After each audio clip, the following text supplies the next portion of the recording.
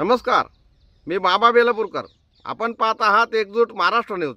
भाजप मुर्दाबाद म्हटल्याबद्दल जिल्ह्यातून हद्दपार केले. न्यायाधीश म्हणाले, नागरिक गुलाम नाहीत. मुंबई उच्च न्यायालयात एक विलक्षण घटना घडली. न्यायमूर्ती माधव जामदार म्हणाले, नागरिकांना भारत सरकारचे गुलाम बनविले जात आहे.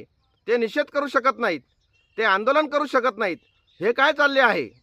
हे प्रकरण असे होते की सोशलिस्ट डेमोक्रॅटिक पार्टी ऑफ इंडियाचे सरचिटणीस सय्यद अहमद अब्दुल वाहिद चौधरी हे CAA आणि न्यायमाफी विरोधात निदर्शने आणि धरणे आयोजित करीत होते.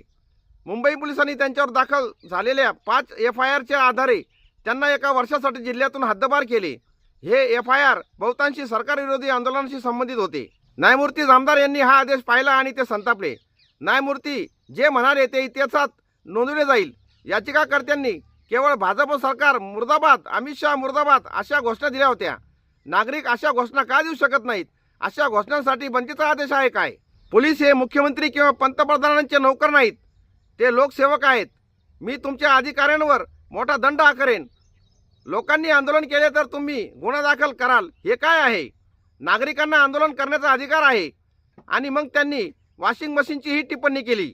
न्यायमूर्ती जामदार यांनी महाराष्ट्राच्या राजकारणात सुरू असलेल्या घोड्या बाजारावर देखील भाष्य केले. ते म्हणाले, एका अपघातात 10 वर्षाच्या मुलाचा मृत्यू झाला आणि विधानसभा पीठासीन अधिकारी कसा निवडावा आणि तो एका पक्षातून दुसऱ्या पक्षात कसा गेला यावर चर्चा करत बसले होते.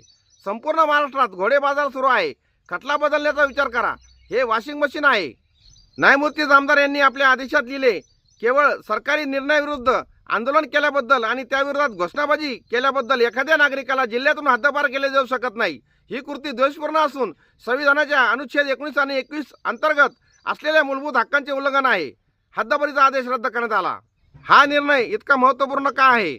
आजच्या भारतात जिथे मतभेदांना देशद्रोह ठरवले जाते, तिथे आंदोलनावर UPA कायद्याअंतर्गत कारवाई केली जाते. जिथे भाजप मुर्दाबाद अशा घोषणा दिल्या जात तरी हद्दपार केले जाते. एक न्यायाधीश उभे राहिले आणि म्हणाले, नागरिक गुलाम नाहीत, पोलीस पंतप्रधानांचे नोकर नाहीत. आंदोलन करणे हा एक हक्क आहे. हा निर्णय म्हणजे सर्वोत्तम उदाहरण आहे. कारण जेव्हा न्यायालय जागे होतात तेव्हाच लोकशाहीला श्वास मिळतो. तुर्तास एवढेच. भेटूया पुढच्या बातमीपत्रात. जय हिंद, जय महाराष्ट्र.